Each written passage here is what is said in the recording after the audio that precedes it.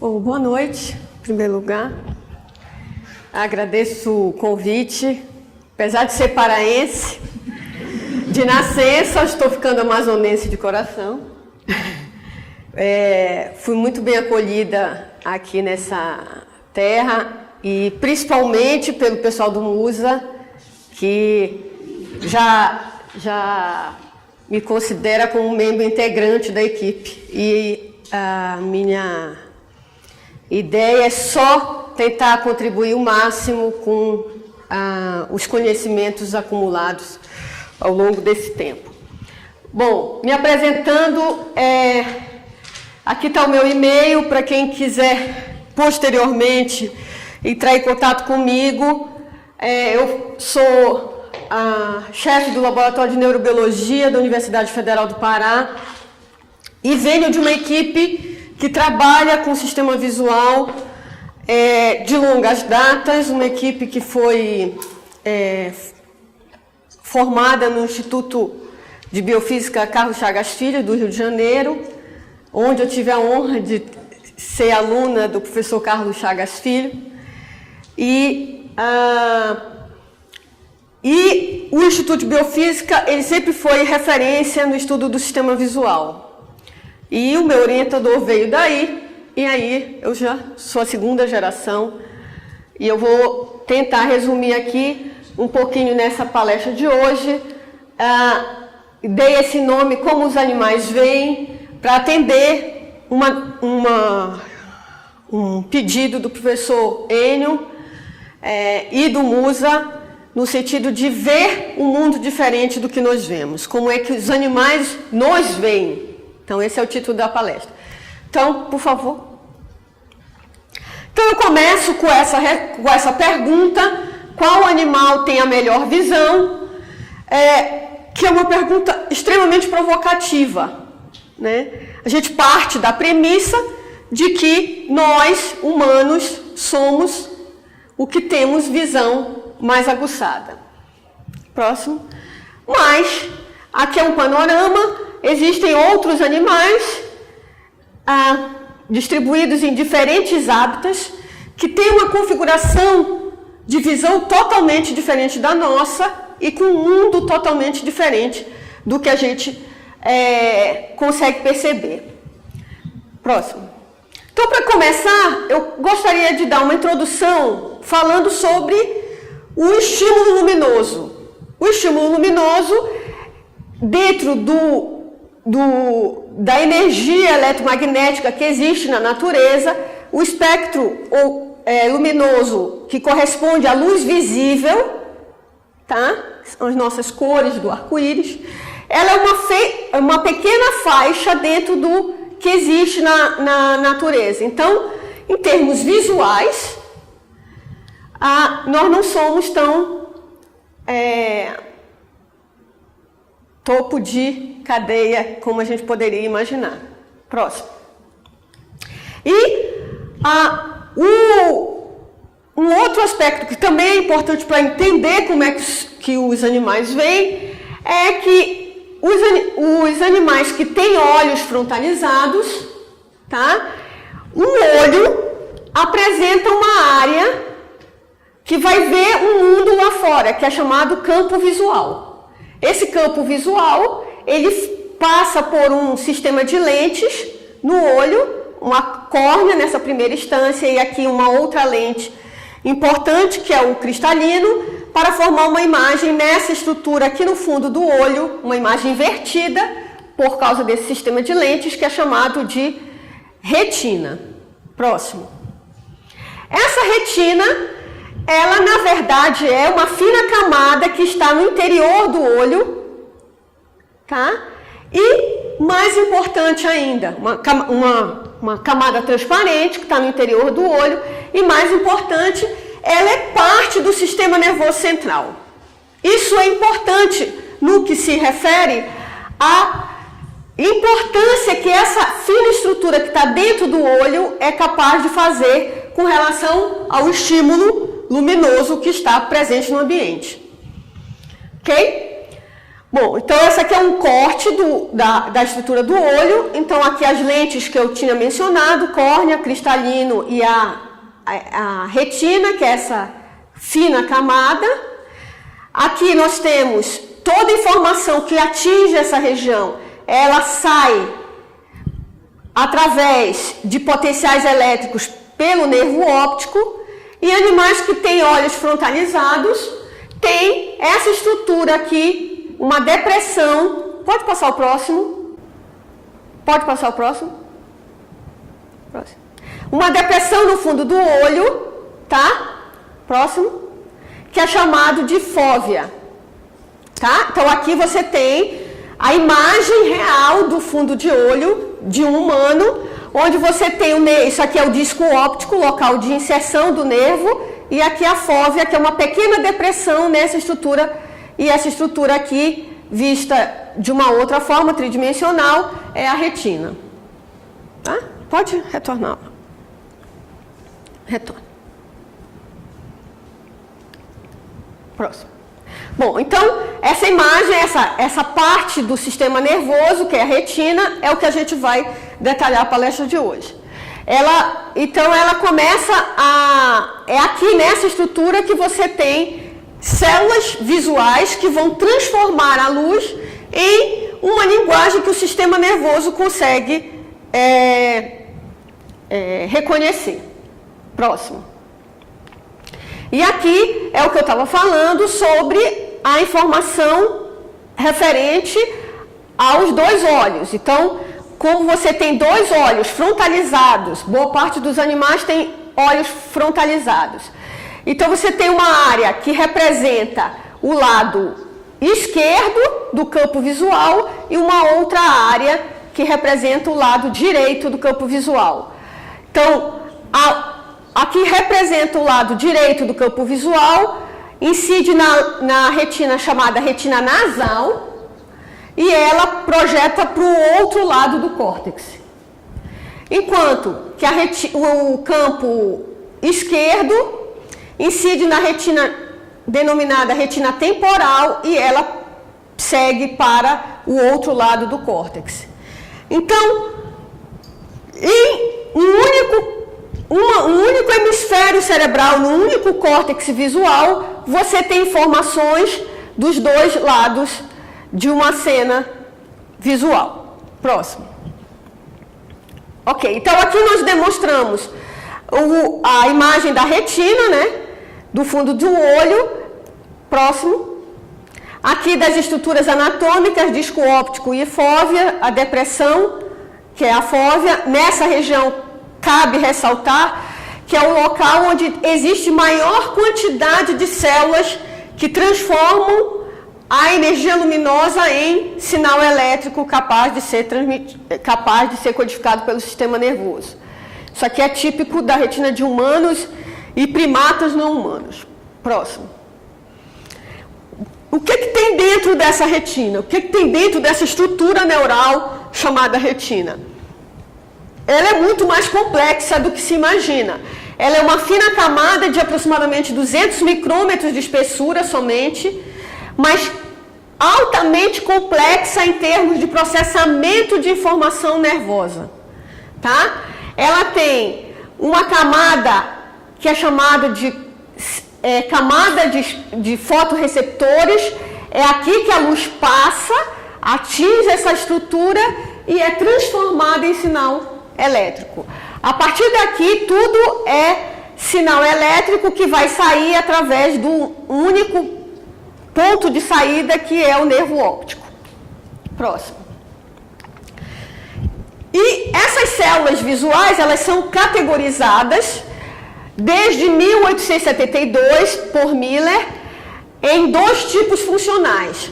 As células visuais chamadas de bastonetes, que estão envolvidas com a visão escotópica. O que é que significa a visão escotópica? É aquela visão a baixos níveis de luminosidade, tá?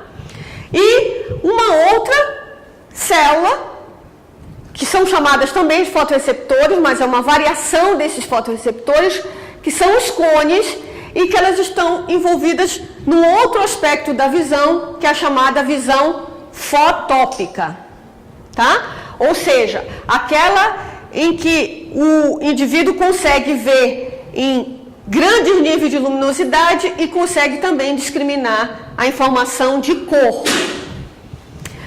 O que essas duas células têm de interessante? Essas duas células apresentam na membrana, apresentam discos membranosos aqui, e nessa estrutura dessa membrana você tem uma proteína transmembrana, tá? Passa do meio extracelular para o meio intracelular, e nessa estrutura transmembrana existe uma molécula já extensamente categorizada, que é uma molécula que é sensível a um fóton de luz. Então, aqui representado um fóton de luz, ela muda o formato molecular quando incide um fóton de luz. Então, ela sofre um processo de mudança conformacional. E é essa mudança conformacional, próximo, que faz com que o processo de informação visual comece a acontecer. Então, aqui é uma imagem de microscopia eletrônica de varredura, mostrando os bastonetes, formato de bastão, e os cones, formato mais cônico, e aqui uma representação gráfica de cada um deles. Então, nós temos na nossa retina o bastonete e 3 tipos, apesar de serem tipos morfológicos idênticos, tipos funcionais de cones diferentes.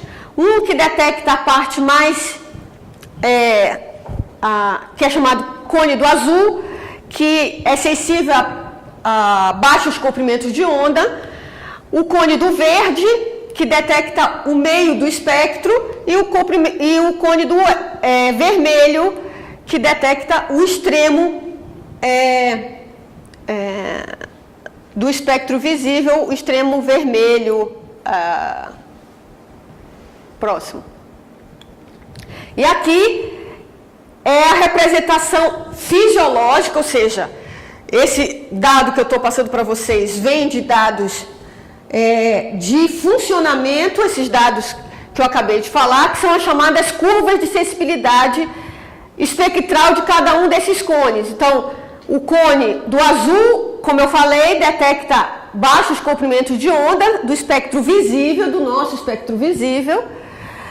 O cone verde absorve de maneira máxima no 530 nanômetros, está aqui no meio do espectro, então é verde amarelado, e aqui o cone vermelho nesse extremo do espectro. E essa linha pontilhada representa o espectro de absorção do bastonete, tá? Então ele não é literalmente sensível, sintonizado a um comprimento de onda.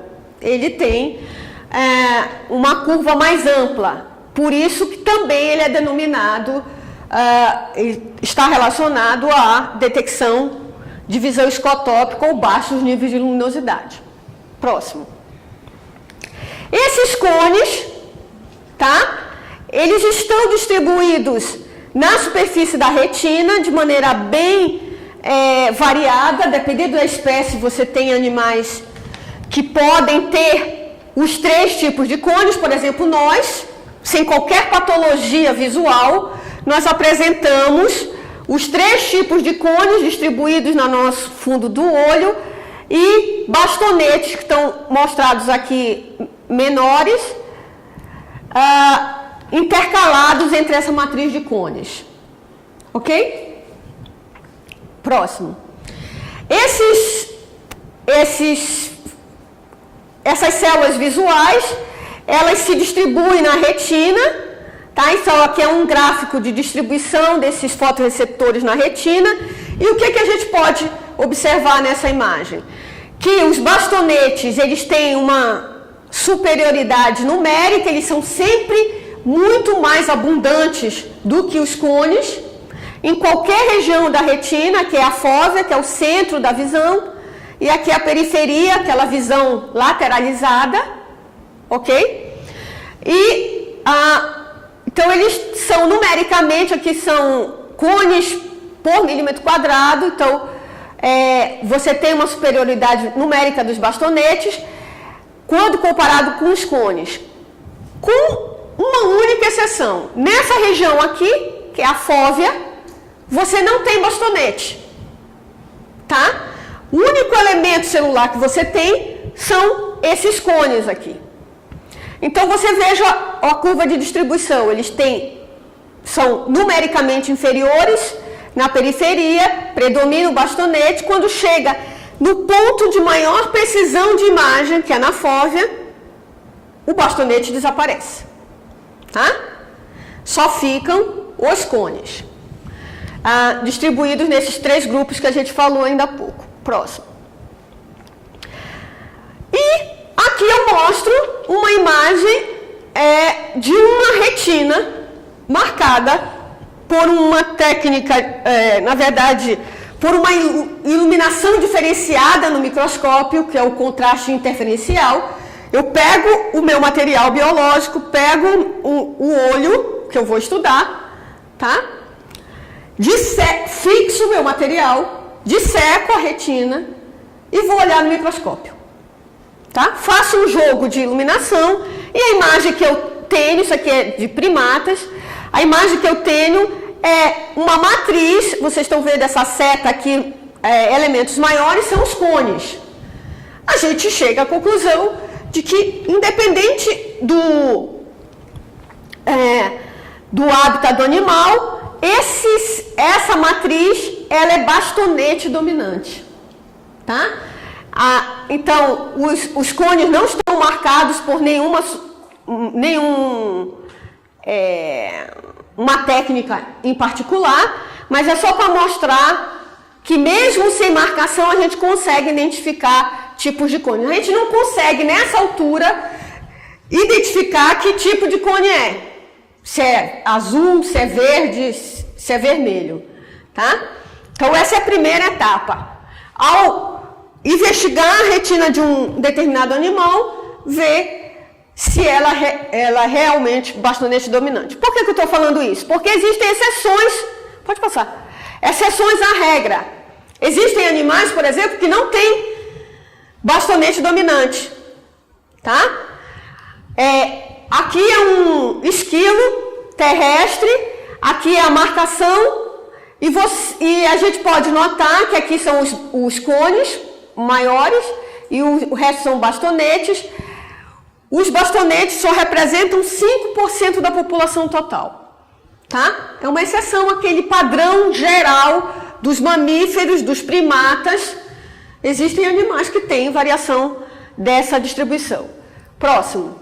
E aqui um outro, esquilo também, mas em que a proporção de bastonetes são essas estruturinhas menores aqui, quase invisíveis. Aqui é predominantemente cone dominante, e aí você tem os bastonetes representando somente 1% da população total. Ok? O hábitat desse animal é prioritariamente diurno. Próximo. E aqui um resumo do que eu falei até agora em termos de receptores que detectam a informação luminosa. Você tem um sistema chamado sistema fotópico, que é dado pelos cones, sistema escotópico, que é dado pelos bastonetes. O número aproximado desses receptores no olho, enquanto que no sistema fotópico são de 4 milhões de células, humano, tá? No sistema escotópico, esse número ele vai para 100 milhões, mostrando a dominância do bastonete. A molécula que detecta a luz e transforma em sinal neural é chamada de fotopigmento. No sistema fotópico, a gente viu, ele é classificado em 3 tipos diferentes, tá?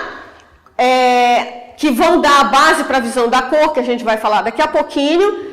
E o sistema escotópico não tem variação e é denominado de rodopsina. A sensibilidade do sistema fotópico é baixa. O que significa dizer isso? Significa que quando a gente está num ambiente diurno, extremamente com alta incidência de luz, os nossos cones estão funcionando. Quando a gente diminui o nível de luminosidade, os cones param de funcionar. Então, a sensibilidade dele é bem restrita quando comparado com o sistema escotópico dos bastonetes, que a sensibilidade é extremamente alta. Tá? Bom, e para finalizar essa comparação, o sistema fotópico de cone está concentrado na retina e o sistema escotópico na maioria do resto da retina, que é fora da fóvea. Próximo. E aí eu vou mostrar umas especializações que os animais noturnos tiveram com relação aos animais diurnos. E também, na outra parte da palestra, a gente vai falar um pouquinho sobre o animal que a gente vem estudando durante um bom tempo, que são os animais com os olhos lateralizados e a sua comparação com os animais de olhos frontalizados. Então, independente desse tipo de variação, animais noturnos e animais diurnos, animais com olhos frontalizados, animais com olhos lateralizados, nós temos um duplo sistema de visão, que é a chamada visão do cone e a outra é a visão do bastonete, que faz com que a gente seja sensível a uma variedade de cores. A visão de cones, responsável pela nossa visão de forma, que a gente consegue precisar exatamente o que está representado nesse quadro e as cores desse quadro. E isso aqui é no ambiente onde está funcionando o bastonete. Vocês conseguem identificar alguma coisa aí? Oi? Claro e escuro. Claro e escuro, mas não consegue discriminar a cor. Tá? Então, cor por definição, ela é função originada da função dos cones, como eu ressaltei aqui. Então, até brinco dizendo que aquele ditado popular de que à noite todos os gatos são pardos é verdade, porque nós não conseguimos discriminar em baixíssimos níveis de luminosidade todas as cores presentes no ambiente. É só apagar a luz e ficar pedindo para alguém dizer qual é a cor da minha roupa, vai ser impossível, mas de alguém que esteja aqui, por exemplo, o caderno dela. Se eu apagar a luz, eu vou tentar pedir para a pessoa lá no final. Tem como fazer isso? Não, né? As luzes do lado não vão deixar. Pois é, infelizmente. Mas acreditem em mim e façam um teste em casa, dever de casa. Se vocês pegarem um objeto como esse aqui, você lá de trás, está vendo? Quais são as cores que tem aqui? Verde, azul, laranja, vermelho, branco. Branco eu acho. Começa daí. Agora, diminui os níveis de luminosidade, chega na tua casa, ou mais tarde, a gente apaga a luz, no final da palestra. E aí eu vou pedir para você falar de novo, e você vai me dizer quais são as cores. Realmente, o bastonete está envolvido em baixo nível de luminosidade e é impossível você discriminar alguma coisa em formação de cor. Você pode até dizer o que é um caderno, mas não vai me dizer as cores que estão no caderno. Ok? Próximo. Bom, então, daí que veio a importância, pelo fato de nós sermos extremamente variados em termos de hábitats, tá? Na natureza existem animais que ocupam diversos nichos ecológicos. Surgiu o meu interesse de longa data de estudar animais noturnos versus animais diurnos, usando uma análise comparativa do sistema visual. Próximo. Uma característica bem peculiar do sistema visual de animais noturnos, aqui eu apresento dois, esse daqui é do arquivo do Musa, apareceu no Musa há um tempo atrás. A Vanessa clicou esse animal. E esse aqui é o meu particular. São dois animais. Esse aqui é para quem não conhece, é o macaco Aotus, ou macaco da noite. Os dois têm hábitos diurnos, hábitos noturnos. E uma das características gerais é que eles aparentemente têm olhos grandes, né? Na verdade, a gente fez uma medida do tamanho antero-posterior do olho e não existe diferença entre animal diurno e animal noturno, tá? A aparência grandiosa desse olho deve-se a essa estrutura aqui, que é chamada de pupila. Próximo. A pupila, ela fica na frente do olho, aqui é cercado por um músculo chamado músculo ciliar. Esse músculo sofre ação reflexa, ele responde à presença da luz. Aqui a pupila está contraída, embaixo o nível de luminosidade, e quando a gente contraída com altos níveis de luminosidade, e quando a luz diminui a sua intensidade, a pupila aumenta como sendo uma forma para captar mais luz, ok? E essa ação reflexa, ela foi testada. Próximo. Então pode clicar aí. Então olha só, o indivíduo está com baixo nível de luminosidade e aqui a incidência de luz fez a pupila do indivíduo contrair, tá? O indivíduo está na sala, mas não vou dizer quem é. Próximo. Próximo. Então, uma mesma imagem, ela pode ser visualizada. Pode passar. Aqui o Luar que fez semana passada aqui em Manaus. E a mesma imagem ela pode ser visualizada diferente se nós tivermos uma abertura pupilar. O que é que foi feito nessa foto? Não foi feito nada demais além do que aumentar o tempo de exposição da máquina, tá? O tempo de disparo da máquina, e é mais ou menos assim que o nosso sistema visual trabalha. Próximo. E aqui, uma outra especialização dos animais que tem esse tipo de comportamento, animais noturnos. Esse aqui é um animal que ficou me guardando durante a minha hospedagem aqui em Manaus. O nome dele é Kuró.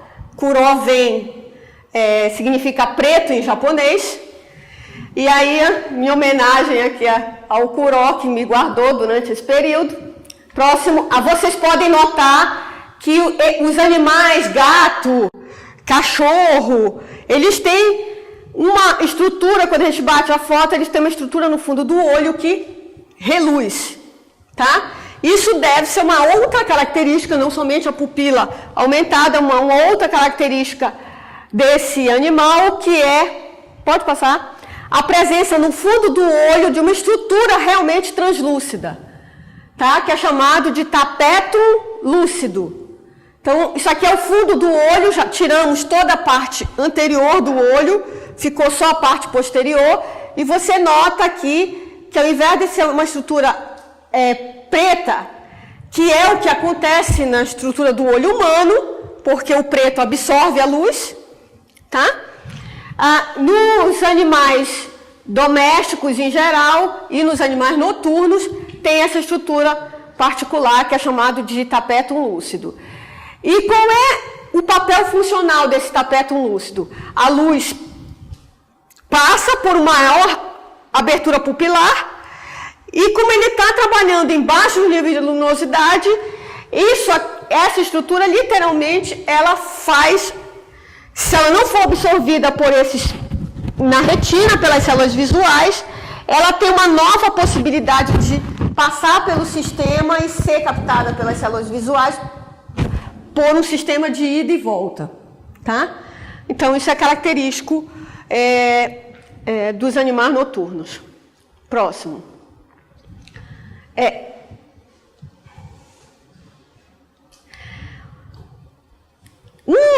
Outro aspecto que a gente vai abordar aqui é com relação à visão de cores, tá? A visão de cores, a gente também trabalhou um pouquinho com visão de cores, a gente vai mostrar daqui a pouco os nossos resultados. Fizemos uma análise comparativa do sistema visual relacionada à visão de cores, e nós, humanos, próximo, trabalhamos com o princípio de que nós precisamos de 3 elementos, e esses elementos são os cones, tá? Que trabalhando de maneira conjunta e simultânea, conseguem formar todas as imagens possíveis e suas variações do espectro visível. Tá? Então, nós precisamos ter esses 3 cones ativos e funcionantes no nosso olho para nós dizermos que nós vemos o arco-íris na sua plenitude. Próximo. Entretanto, tá? Eu devo salientar que o fato de nós termos tricromacia, ou seja, 3 elementos celulares funcionando, ele é um evento recente na evolução. Outros animais, por exemplo, não têm visão tricromata. Então, eu vou dar alguns exemplos aqui, olha. Existem animais que trabalham somente com bastonete funcionando e com cone, que provavelmente é o S, tá? Então, eu vou dar alguns exemplos. Os ratos, marsupiais, peixes abissais, eles não é necessário a presença de 3 tipos de cones. Bastam 2 para ele se monitorar no ambiente. Ele não precisa de cor, ele precisa de informação, outra que não cor, tá? Um outro grupo, onde só tem 2 elementos trabalhando, além dos bastonetes, aqui o cone azul e o cone do verde tornam o espectro visível mais restrito. Eles são categorizados como dicromatas. Então, os gatos, cachorros e primatas, a maioria dos primatas, na verdade, eles obedecem a essa categoria. Eles são chamados dicromatas. Além deles terem lá uma estrutura especializada, eles trabalham com 2 tipos de cones e o bastonete. Próximo. Aqui o nosso tricromata. Primatas do velho mundo, gorilas, humanos, tá? Anfíbios, alguns peixes, abelhas, tá? Trabalho com 3 sistemas de cones e o bastonete. Existe visão além da nossa? Que foi a pergunta inicial da palestra. Existem animais que trabalham, além desses 3 sistemas e do bastonete, existe um sistema adicional. Existem animais, por exemplo, que são denominados de tetracromata. Tem 4 tipos de cones. Ok? Então, eu coloquei essa interrogação aqui, porque realmente existem animais que vêm muito além desse espectro visível de cores. E aí, eu mostraria para os animais tetracromatas, que geralmente eu colocaria aí os répteis, tá? Boa parte dos répteis, eles viriam o arco-íris num espectro bem maior do que nós, simples mortais e mamíferos, vemos. Ok? Bom, e aí, essa visão tricromática, essa visão de 3 cores, ela é dada pela diferente espectro de comprimento visível. Aqui o cone S, o cone M e o cone L, próximo. E que poderia nos proporcionar uma cena como essa, tá? Uma cena como essa, com todas as variações, todo mundo está vendo a mesma coisa. Ou não? Aqui é um verde com nuances de verde, amarelo e vermelho. Tem alguém vendo diferente do que isso? Quem está vendo? Você? Então, é possível. Existem pessoas que têm deficiência no funcionamento daqueles 3 elementos que eu falei e que dá origem a uma doença muito comum, mas difícil de diagnosticar, porque o indivíduo nasceu vendo assim, é uma doença genética, que é o daltonismo. Então, ele nunca viu um mundo diferente. Então, se eu te disser que aqui eu não estou vendo preto e branco, mas eu estou vendo vermelho, verde e amarelo, você vai ter que acreditar em mim, tá? Isso porque, dá uma avançada aí no slide, você tem, nós temos, todo mundo que está vendo verde, vermelho e amarelo, tem os 3 cones funcionando, ok?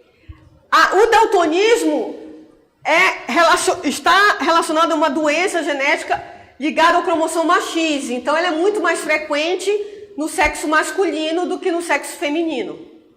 Ok? Próximo. Se existe o não funcionamento, literalmente o não funcionamento de um desses sistemas, nós temos o aparecimento da visão chamada dicromata. Tá? Então, você, por exemplo, provavelmente vai ter só 2 curvas visíveis do teu espectro visível. Tá? Próximo. E a maioria dos animais, dos mamíferos, vem dessa forma. Avança aí um pouquinho.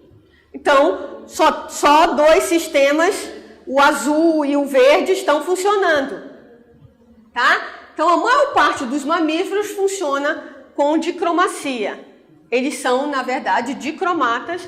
E o mundo, aquele mesmo mundo que a gente viu tricromata, para um animal doméstico, é visto dessa forma. Você fez alguma pergunta lá atrás? Sim. O que foi? Então tinha 2 linhas, eram para ser 3? Ou apenas as 2? Pode passar o anterior? Mais? Anterior. Mais um, anterior.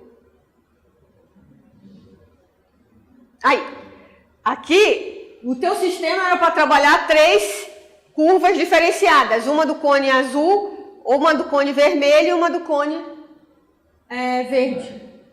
Tá? Verde amarelado. No seu caso, um dos canais está com defeito. Nasceu com defeito. Tá? Próximo. E aí você só tem 2 curvas funcionando. Provavelmente, tá? Eu só estou extrapolando. Pode perguntar. Ele que se expressou mal. O preço que ele falou que era o verde mais escuro. Está dizendo que tem uma cor a mais. Eu tenho a impressão que ele... Mas não é verdade. Se você botar aquela imagem... Bom. Quando ele fala verde preto, ele está vendo a sombra da sombra dele. O verde mais Mas ele está vendo vermelho? Você está vendo vermelho? Sim, vermelho, amarelo, verde. Tá. Pensei que, por sorte, eu tinha alcançado alguém daltônico aqui na plateia, que não é raro. Não é raro. Em geral, quando você faz a pergunta, Pois é. Próximo. Então, por exemplo, o gato, tá? Ele tem visão dicromata. Aquela visão... Passa o anterior. Aqui, ó, ele tem uma visão da floresta dessa forma. E não como a gente imagina que seja. Então, aqui é esse dado de gato. Ele é muito extenso na literatura. O gato foi um dos animais mais bem estudados na literatura do sistema visual. E aqui está marcado por um corante chamado nitroblue tetrazóleo, que marca todos os cones desse animal. Então, os pontos mais claros são os cones, independente do tipo morfológico. Próximo. Os animais experimentais que a gente usou no laboratório foram o Aotus, e eu fiz uma experimentação comparando animais diferentemente adaptados, animais diurnos versus o noturno. Próximo. Então, isso daqui é um dado nosso produzido no laboratório. Então, o sebus, isso aqui é um cone marcado por uma proteína ligante de cálcio, e você vê toda a extensão do cone, parece as figuras esquemáticas que eu demonstrei agora. Então, é possível você identificar os tipos de cone utilizando diferentes técnicas. Isso aqui é no sebus, próximo. E quando a gente pegou, não somente identificou os cones, mas também quis saber que tipo de cones tinham esses animais, a gente usa uma técnica um pouco mais elaborada. A gente usa anticorpos que marcam aquela proteína que vai transformar o estímulo luminoso em sinal neural, que eu falei que são chamados de opsinas em cones. Então, aqui, essas opsinas identificadas, esses segmentos externos, onde estão as proteínas, foram marcados os segmentos externos, aqui no sebus. Aqui no Aotus você tem um padrão diferente, mas são menos numerosos, mas eles estão presentes. Próximo. E aqui, quando a gente fez a mesma abordagem, tentando saber se tinha cone do azul, porque é raro existir cone do azul em animais noturnos, a nossa surpresa foi que o sebus, que é animal diurno, apresenta os cones marcados, tá? E o animal noturno não apresenta esse cone aqui, que é o cone do azul, tá? Próximo. Isso dá origem à chamada visão monocromata. Então, esse animal, o Aotus, que é noturno, ele é monocromata. Então, a visão dele, próximo, se a gente fosse extrapolar, seria uma visão aproximadamente assim. Você teria ausência de cor, mas muita informação de forma. Então, o animal ele consegue se monitorar no ambiente florestal, mas ele não tem informação de cor, até porque isso não é o predominante para ele. Próximo. Ou assim, tá? É informação vinda do bastonete e do cone azul, onde as informações de forma ainda estão presentes. Entretanto, a gente não tem como dar uma certeza de como seria a visão desse animal por enquanto, tá? Outros estudos eletrofisiológicos de funcionamento têm que ser feitos para a gente chegar a uma conclusão. Próximo. E a visão tetracromata? Então, eu coloco aqui aves, répteis, eles têm um espectro visível muito mais amplo do que o nosso. Próximo. Isso deve-se ao fato de que os cones que eu mostrei ainda há pouco, aqueles cones bonitinhos, o segmento externo e o segmento interno, eles apresentam entre uma estrutura e outra uma estrutura aqui chamada de gotícula de óleo. É um condensado que surgiu nessa estrutura. Geralmente eles não são cones simples, isolados, eles são chamados cones gêmeos ou cones duplos. Então, baseado nessa variedade morfológica e a presença dessas gotículas, próximo, você tem um mosaico desse tipo. Então, tudo que está pintadinho aqui são cones. O bastonete ele está envolvido aqui, aonde não está marcado, tá? Então, você tem uma matriz de gotas de óleo, e essas gotas geralmente são coloridas, e essa visão tetracromata. Próximo. Então, um largato como esse, por exemplo, capturando essa presa, ele teria uma visão vendo uma mata, aproximadamente, extrapolando também, baseado nos dados da literatura, próximo, uma visão mais ou menos assim. Ok? Próximo. Preparei um parênteses aqui para falar um pouquinho da visão das aves. Próximo. Baseado aqui na diversidade de cores que as aves têm, e considerando também, né, um pouquinho que eu aprendi também, é que a fêmea ela tem sempre uma cor, comparado com os machos, que tem múltiplas pelagens na cabeça, múltiplas cores. Esses animais provavelmente têm um artefato para identificar. A fêmea, principalmente, deve ter uma ferramenta na retina para identificar e escolher o seu parceiro preferido. Tá? Então, deve existir dimorfismo sexual aqui, sem dúvida, comparativamente o macho com a fêmea. Próximo.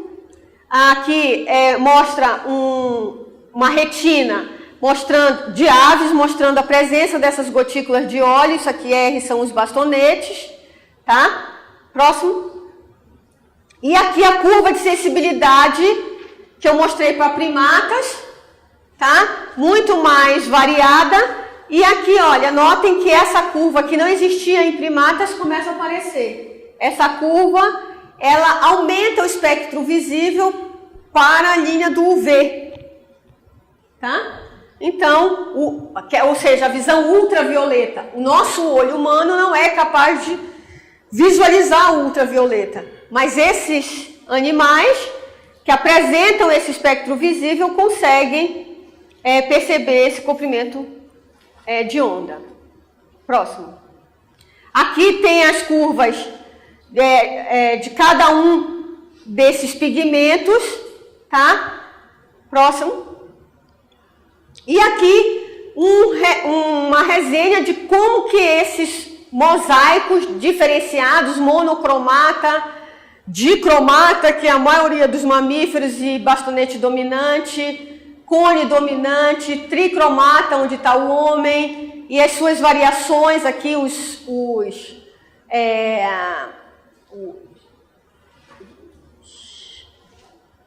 mamíferos,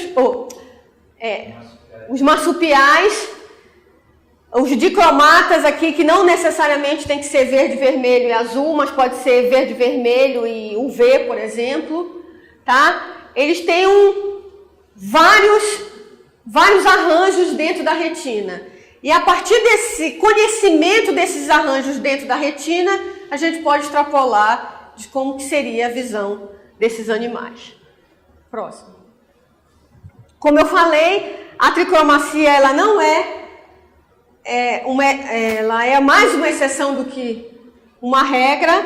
Ela foi aparecer somente tarde na evolução e eu tive a oportunidade de trabalhar próximo com o Peter Aunitz.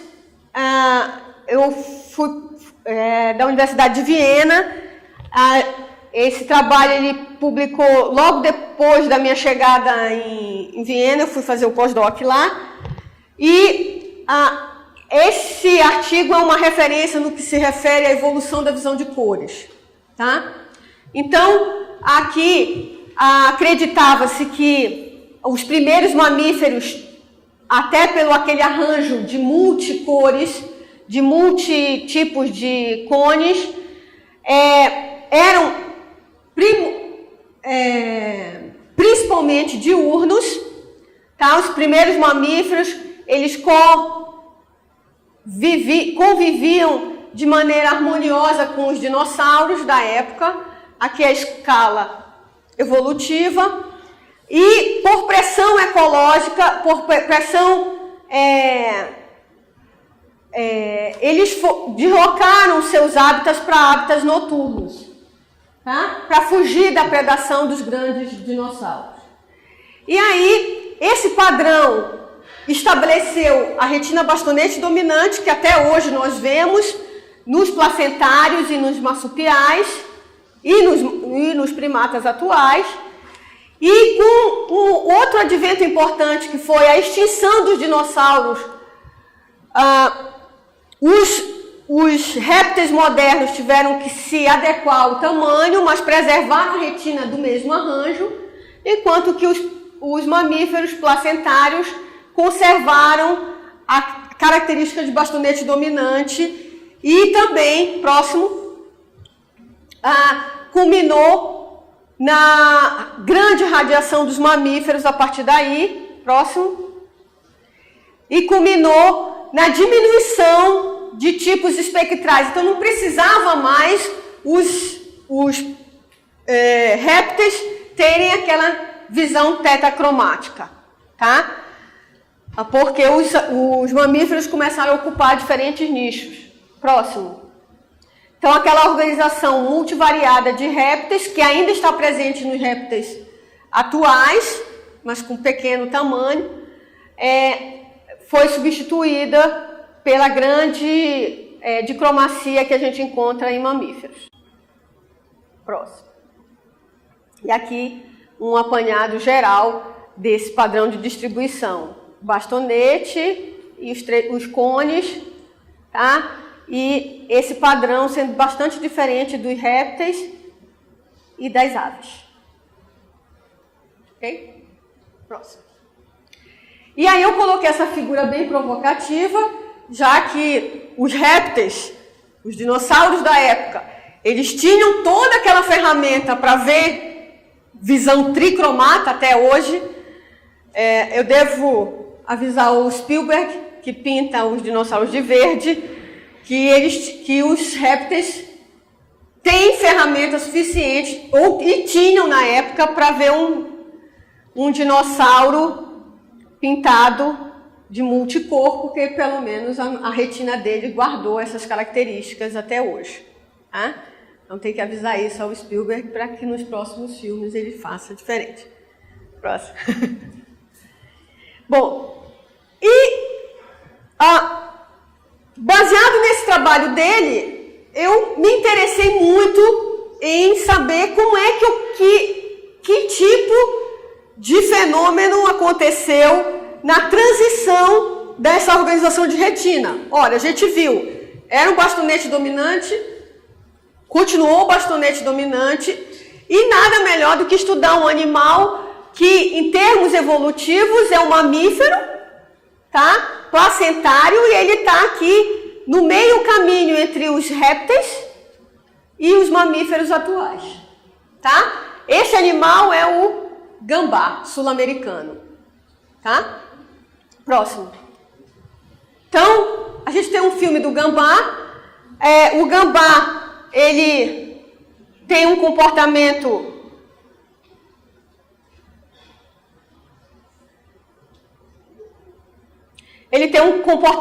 de... Esse filme foi feito no anoitecer, né? Por volta de 6 horas da tarde.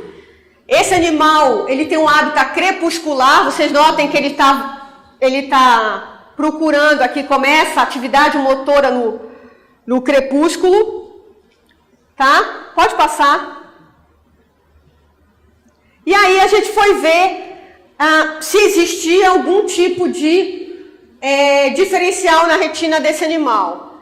E nós observamos que, além dos cones simples, que já foram relatados típicos dos mamíferos, eles tinham cones adicionais, típicos daqueles répteis. Tá? Então, as cones com as gotículas. Essas gotículas perderam a cor. Elas não são mais multicoloridas, mas elas estão presentes ainda nesse animal. E para que é isso? Próximo. Essa presença desses cones, além dos, aqui ó, comparativamente, primatas, bastonete, cone M, cone L, cone S, tá? Dicromatas, bastonete, um outro e o cone S. O gambá, que está intermediário desse processo, ele apresenta, além desses tipos funcionais, os cones com gotícula, que provavelmente a nossa hipótese é de que ele estava atuando na visão mesópica. O que é a visão mesópica? É a visão crepuscular. Está entre a escotópica, que é a visão em altos níveis de luminosidade, a escotópica, baixo nível de luminosidade, e a fotópica, que é a visão de cor. Então, esses cones adicionais estavam relacionados com a visão mesópica. Ok? Próximo. E a questão dos olhos lateralizados? Próximo. A gente sempre pensa, é muito fácil a gente pensar em animais que tenham olhos frontalizados, como os nossos. Então, a gente parte da premissa de que todos os animais que têm olhos lateralizados têm todo o espectro de luz visível, todo o espectro de cores visíveis, mas os animais que têm olhos lateralizados têm outro desenho. E que esse desenho começa com o campo visual. Lembra que eu mostrei logo nos primeiros slides que o campo visual do animal com olho frontalizado, ele é sobreposto. Então, existe uma grande gama de sobreposição quando você tem a visão frontal. E o que essa gama de sobreposição resulta? Resulta na discriminação de profundidade.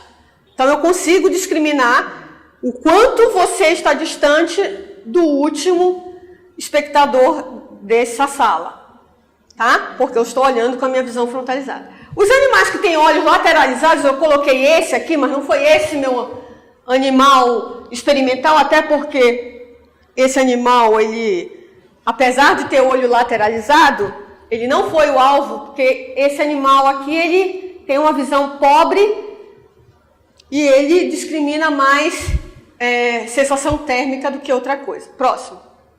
O meu animal experimental foi o modelo da Amazônia. O modelo da Amazônia foi a cutia. Essa daqui também capturada não. Observada no Musa. Foi pela manhã, eu acho. Foi pela manhã. Próximo. Nós usamos esse animal, não esse em particular, mas ao longo do meu estudo de sistema visual, usamos ele como modelo experimental, porque além dele ser característico da Amazônia, ele apresenta hábito diurno, e daí a comparação também com que vem de longas datas, animal diurno e noturno, e apresenta, além disso, olhos lateralizados. Então a gente foi ver se existe diferença estrutural nesse animal, em termos de visão. Próximo. E se a gente observar o vídeo desse animal se comportando no ambiente, pode passar aí, por favor, o vídeo? A gente vê que ele ocupa um ambiente aberto, tá? Ele monitora uma área extensa, ele pode se meter em caverninhas, se esconder do predador. E, além dele fazer esse percurso de exploração, ele tem um comportamento muito diferenciado na escolha do alimento. Então, ele assume essa postura. Então, ele precisa ter uma discriminação bem precisa em um determinado ângulo visual para exercer esse tipo de comportamento alimentar, que é prioritário para ele. Próximo. E aqui, os dados do laboratório já determinando o grau de campo visual desse animal binocular. Então, existe um grau de binocularidade pequena em termos de campo visual, mas existe, apesar de ter olhos lateralizados. E a gente tentou simular aqui com a equipe do Musa como seria, baseado em dados experimentais, como seria a visão desse animal com olhos lateralizados. Pode passar? Isso aqui foi produzido aqui no Musa. Próximo. E seria uma visão desse animal na floresta. Notem, uma coisa que eu queria notar é que além do mundo ser verde, porque ele é dicromata, tá? Diferente do nosso. Ele não vê tantos detalhes, tá? A resolução, a acuidade dele é menor do que a nossa, tá? Então, algumas cenas são despercebidas nesse filme, tá? Então a gente estimou a topografia dos cones na retina desse animal, trabalho de 2009, pode passar? E aí a gente viu que, pelo fato dele ter olhos lateralizados, ele também tem uma especialização na retina. Ao invés de ser aquele ponto chamado fóvea, onde tem maior densidade, aqui, esse animal, a retina desse animal mostrada para vocês, aqui é o nervo, e em cima do nervo tem uma faixa, que é chamada de visual streak ou faixa visual. Então, ele consegue monitorar o ambiente graças a essa faixa aqui de densidade celular. Próximo. E aqui é a identificação de fotorreceptores marcados por opsinas visuais. Então, aqui estão os cones ML, aqui o segmento externo, tá? Aqui o segmento externo de cone não marcado, ok? Aqui o cone L e o cone S, cone L em maior proporção do que o cone S. Próximo. Como eles se distribuem na retina, o cone ML é mais regular, está mostrado em púrpura, e aqui em verde mostrando a distribuição dos cones S. E, coincidentemente, aquela faixa corresponde à região de mais alta densidade, aqui é a densidade desses cones ao longo da retina. Está vendo aquela faixa lá que eu tinha mostrado, acima do nervo? É onde tem mais cone. Então, aquele detalhamento de informação é dado graças à existência desses cones. Próximo. E aqui, uma comparação, a gente tentou fazer também, foi produzido no Musa. Próximo. Não, passa o filme, por favor.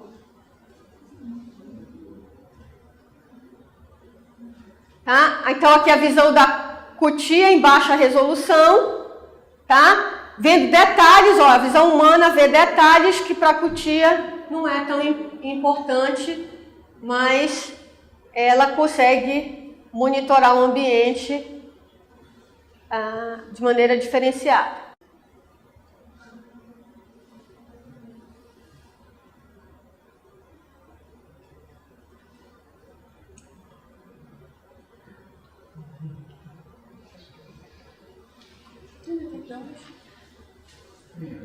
Não, não faça isso.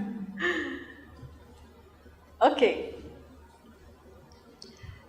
Então, a gente também trabalhou com retina de peixe, tá? Peixe é o que há de melhor aqui no Amazonas. Brincadeira, piada de paraense, tá? Desconsidere. Foi provocar. Tem olhos lateralizados e a gente pegou uma... Tá vendo como eu não tenho preconceitos? Eu peguei uma amazonense, tá? Para fazer um programa de mestrado em neurociências, e ela estudou o tambaqui, tá? Com uma outra abordagem. A gente não estava estudando visão de cores, a gente estava estudando o efeito sobre o sistema visual de metais pesados em retina de peixes. E a gente sabe que alguns metais pesados afetam, existe um largo estudo, uma larga rede de trabalho em cima de metilmercúrio, que foi lançado nos rios por conta da exploração do ouro, dos garimpos, né? E surgiu o interesse de trabalhar com tambaqui e ver o efeito de um outro metal pesado, mas já produto de dejetos da indústria, que é o chumbo. Tá? Então, próximo. A retina de peixes é extremamente organizada, tem uma matriz extremamente organizada em termos de distribuição de células. Aqui mostra só os fotorreceptores. Próximo. E o que a gente fez foi aquelas curvas de densidade celular, aqui não para células visuais, mas as células que mandam informação para o sistema nervoso, que são os outros tipos de células chamadas células ganglionares, e a gente notou que a especialização desse animal é vertical. Então a gente já viu pelo menos 3 especializações retinianas: a fóvea, a faixa horizontal ou faixa visual da cutia, e aqui uma faixa vertical em peixe, pelo menos esse peixe, que é o tambaqui. Aqui no animal controle, tá? A densidade celular, o BDS, é mais concentrada nessa faixa. O que está relacionado com o comportamento do animal ir lá para cima, capturar o alimento que está caindo da árvore, ele é frugívoro. Então, essa alta acuidade nessa região estava corroborando com os nossos dados. E aqui, sob o efeito do chumbo, mostrou que essa faixa diminuiu bastante. Ou seja, se nós continuarmos jogando chumbo e ele cair no ciclo, entrar no ciclo reprodutivo, porque os homens, os humanos se alimentam do tambaqui, tá? E como ele diminuiu essa faixa de acuidade, ele vai ser mais suscetível à captura. Ele não vai conseguir desviar do seu predador com tanta facilidade como ele desviava anteriormente, tá? Então, isso aqui é um dado importante, porque ele mostra um outro aspecto do estudo do sistema visual que tem sido explorado no nosso laboratório. Próximo. E aqui, isso aqui é uma imagem obtida, não é nossa, é uma imagem obtida de pesquisas que eu fiz pela internet, extrapolando como seria a visão do peixe. Com certeza, essa imagem está totalmente distorcida, porque um peixe não queria ver uma imagem como essa. Um ambiente extremamente urbano, tá? Teria que adaptar isso no ambiente aquático. Mas daí é que vem a denominação de olho de peixe, das lentes de olho de peixe, né? Elas têm um grau de abrangência maior, até porque alguns peixes eles têm olhos que conseguem fazer os movimentos. Eu não tenho a imagem aqui, mas acredita em mim que isso é verdade. Próximo. Bom, e para terminar, eu não poderia deixar de falar de visão sem falar um pouquinho do que eu conheço sobre a visão dos insetos, tá? E eu peço atenção só mais 15 minutos de vocês para falar. E o mundo dos insetos é representado igualmente a nós? Pode passar? Primeiro, a resposta é não. Até porque os olhos dos insetos têm um arranjo de organização totalmente diferente. Eles têm os olhos compostos, em que cada pontinho desse é uma célula detectora de luz, diferente daquele padrão de olho em câmara que eu mostrei para vocês com as especializações retinianas. Próximo. E aqui é essa estrutura que é chamada de olho composto de um inseto e o olho do vertebrado, que faz a convergência dos raios luminosos e gera uma imagem nítida, perfeita, sem deformação, comparado com a granulação que um inseto viria. Então, uma borboleta observaria a sua parceira dessa forma e não dessa como a gente pode imaginar, deveria imaginar até agora, tá? Então, a imagem é granulada porque cada uma delas é uma detectora de luz e ela literalmente forma um quebra-cabeça para a formação, para a fusão dessas imagens. E se nós tivéssemos olho de omatídeo, um olho composto, para ter a resolução que a gente tem, detalhada de uma imagem, a gente precisaria ter um homatídeo com inúmeras células, bilhões de células, ocupando aproximadamente 1 metro de comprimento na cabeça. Então, para a gente ter a mesma resolução, a gente teria que ter uma representação. Isso aqui é uma representação de como seria o nosso olho para ver uma cena precisa. Ainda bem que não é assim, tá? E